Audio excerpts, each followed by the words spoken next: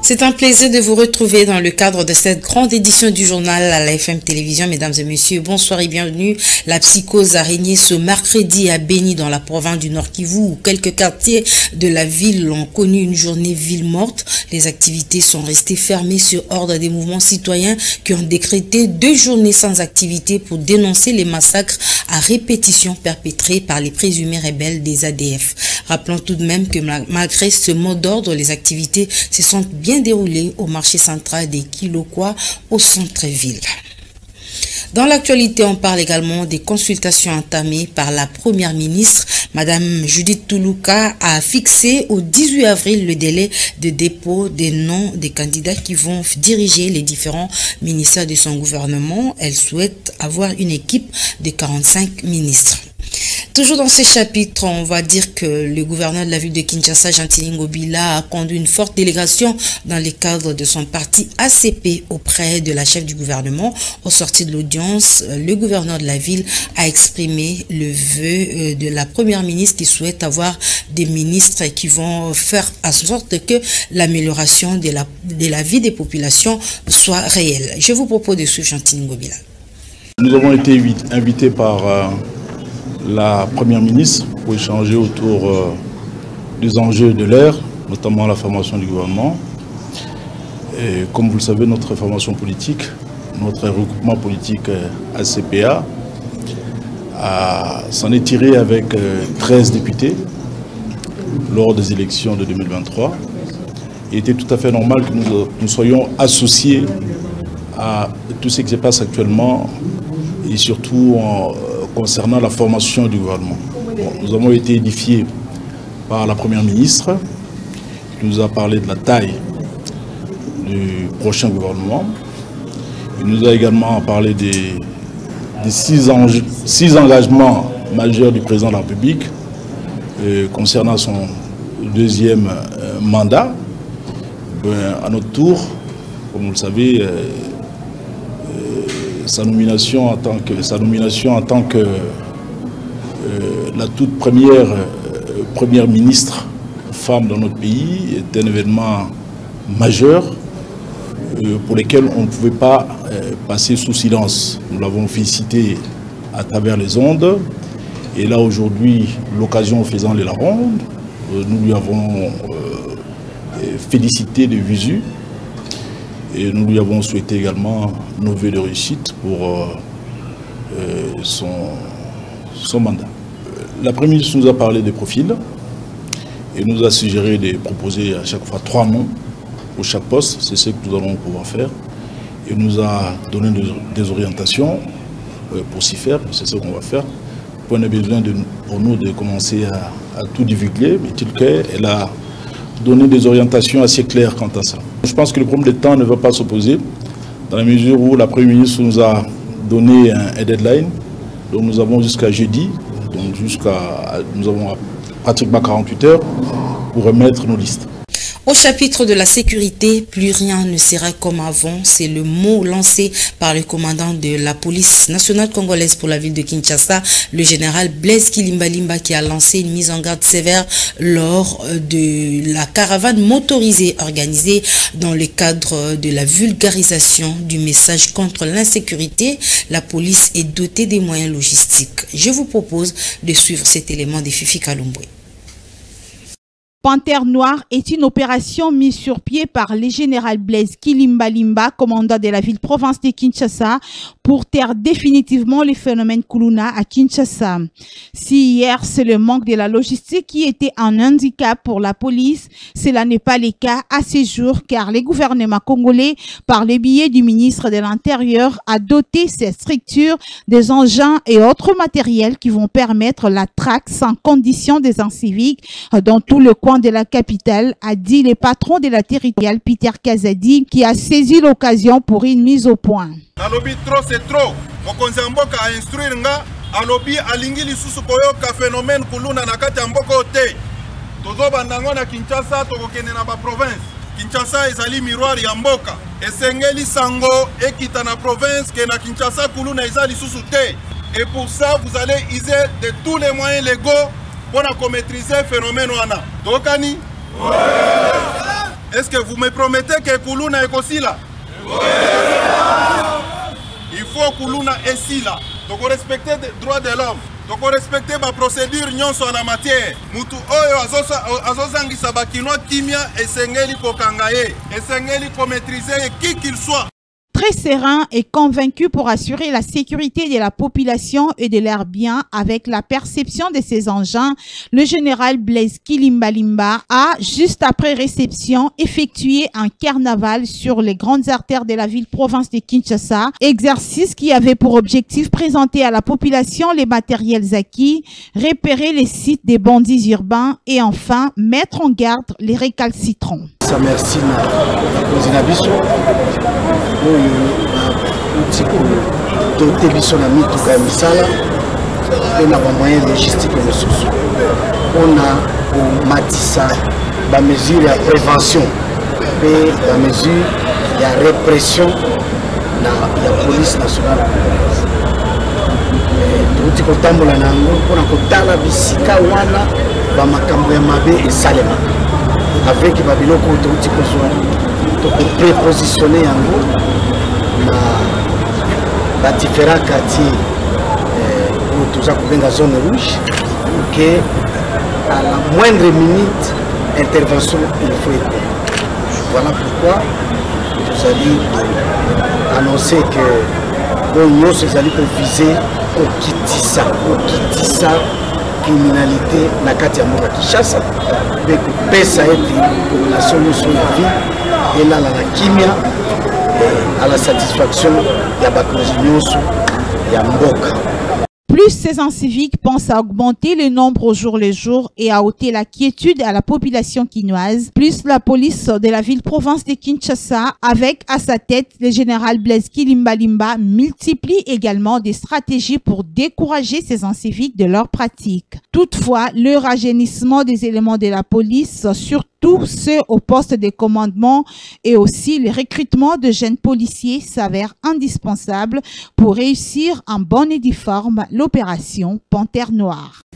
350 délinquants communément appelés Kuluna ont été mis à la disposition du service national basé à Kanyama KCC. Ils ont été présentés officiellement à la presse par le général de la police accompagné par le gouverneur de la ville de Kinshasa. Je vous propose ce reportage.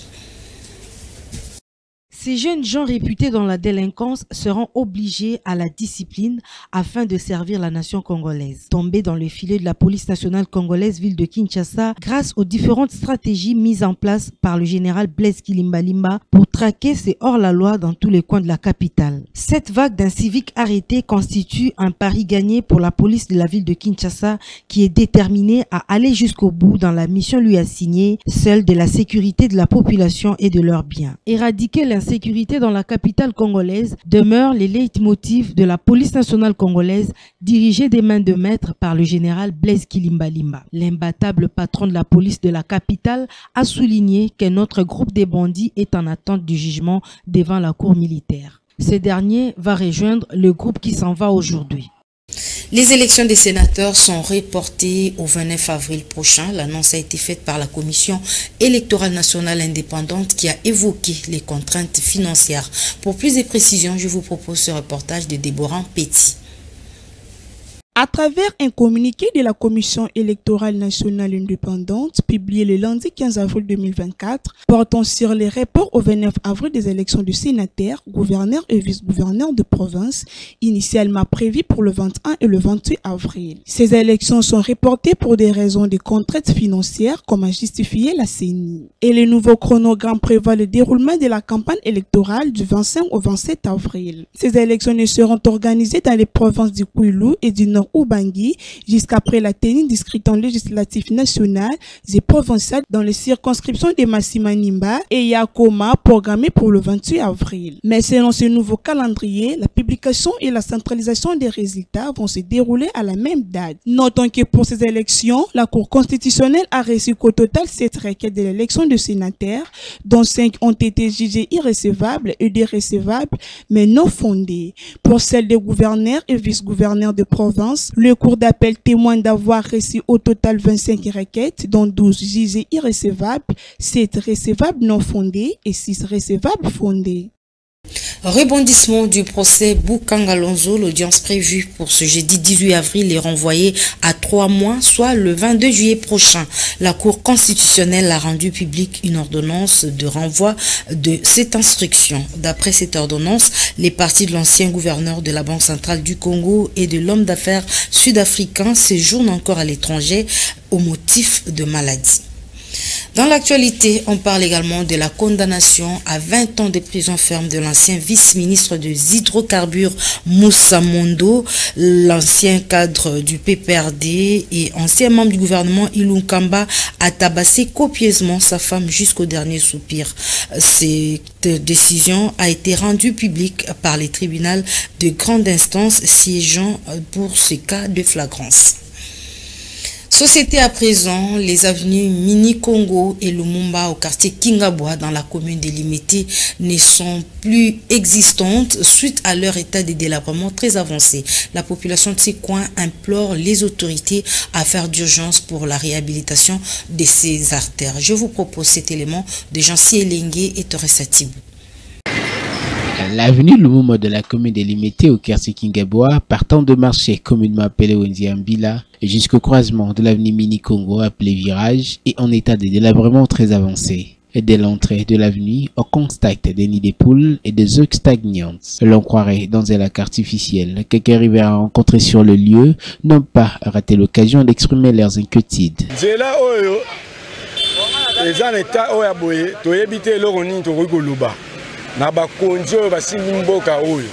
Que ce soit gouvernement provincial, que ce soit gouvernement national, balaka biso ke na l'élection awa bakoya po babongisa biso banjila oyo tomoni awa quelque part kaka bazo sa bibamba bamba na minute oyo nzela moko na Kingabwa zate. Même les motocyclistes qui empruntent cette route en souffrent notamment. Ce gamboule beti ba et baby si sous balabala en plus ya kolega ko créer ba érosion na balabala donc moyen à canaliser mayamboule zate ba binde ni à canaliser mayamboule zate to ebité au côté na libulu pour no bimata la maboko il faut souffrir, il faut toka awa faible distance na arrêt point chaud mais pour no bimana il faut toka souffrir avec un mifra seulement. D'autres évoquent par ailleurs l'abandon des travaux de construction de cette avenue ainsi que de la direction qui avant servait de secours en cas d'embouteillage et autres difficultés. Kingabwa surtout les 4 coins à Kingabwa toi nesiga rolekate. Kingabwa sombu le beti pour na kobimanare ko soit transport à la Wenzambila to na point chaud c'est tout un grand problème. C'est là na biso au côté la entrée principale na il y a Isam plutôt na minicho ba pratiquer mon soutenu tout que le gâté monter le gâté et baby y a des gars. Bino mo botala nan. So botali abomo na genzele baby ko weti yango batonga ba caniveau tikala ka bongo. Et selon les constats qui se dégagent, cette situation se généralise presque partout à Kinshasa. Sur ce, demandons une intervention urgente auprès des autorités de la ville. Quittons la commune de Limete pour la commune de Matete, précisément au quartier Kinsaku, où la chaussée principale qui mène vers la commune de Kisanso, située dans le quartier Kinsaku, est dans un état d'impraticabilité sans précédent. Les eaux des pluies associées à une insalubrité grandissante ont occasionné le délabrement de cette chaussée de grande importance. Reportage. La détérioration complète de la route Kinsaku, une chaussée qui facilite le trafic entre les communes de Kisenso et Matete, inquiète non seulement les automobilistes, mais également les piétons. Les activités commerciales exercées sur cette route de grande importance sont paralysées, affirme cette dame, à cause de l'insalubrité grandissante qui abrite ce lieu. Donc, ceux qui lactent Tanganyika et communes à Matete, beaucoup de Matete, ceux qui batambolaka, ceux qui peuvent monaka et pour partout, okende lokoro, okende mboloko, okende obateke, partout mateteza ya kobeba. Atoza na kati ya Kinsaku, mais tala mutuka ndenge zoya na kati ya laki, donc mawa. Tozoye bate, aza mwana matete, to aza mwana matete te. Tala ba mama bateka bazoteka lisusu te, et ça déjà plus d'un mois. Donc to ebite bougumestre na biso atambolaka to te. Ceux qui ont tali ba coin nyonso principal nyonso ya Matete eza ya kobeba oyo eza principal numéro 1 oyo ememaka batransport oyo ekendaka Kisensu. Donc bandeko mpe ya Kisensu bazosufri mpona kozwa batransport a bourgmestre na biso tozoyeba te, mais sikoyo tozoyeba te matete bakipaka yango te gouvernement, bakipaka yango te gouverneur, nanu tomona ye na matete te. Selon cette notable du quartier, cette chaussée, autrefois d'importance capitale dans les trafics entre la commune de Kisenso et celle de Matete, est aujourd'hui impraticable à cause de la mauvaise volonté de l'autorité municipale.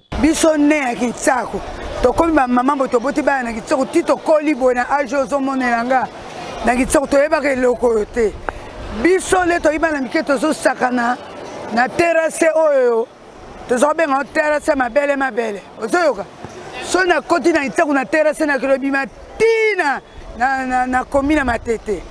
Donc à l'aise ma comme ça à l'aise. Donc on a Matete. Mais le long de to komi to éviter tala. Bino mo ba konjibo tala. Nzela ko lekezate, nzela ko tekezate, to éviter so kinam to ko bongisango. L'autorité urbaine est également interpellée à trouver des voies et moyens susceptibles de réhabiliter cette route car la population en a marre, d'autant plus qu'elle est exposée à des insectes vecteurs des maladies. En sport, sachez que l'ASV Club a fait un nul contre les Aigles du Congo ce mercredi au stade des Martyrs de la Pentecôte dans le cadre du championnat national de football. Lionel Ngolo, joué au téléphone par Alain Goma, décrit l'ambiance du match. C'est donc terminé ici au stade de Martyrs de la Pentecôte. Pas de vainqueur comme à l'aller entre l'ASV Club et les Aigles du Congo, un but partout. Score qui sépare les deux équipes, on va rappeler. Ce sont les Aigles du Congo qui ont ouvert le score en première partie grâce à KMB Moujanaï, les capitaines sur un bon service de Matobo, Moubalou.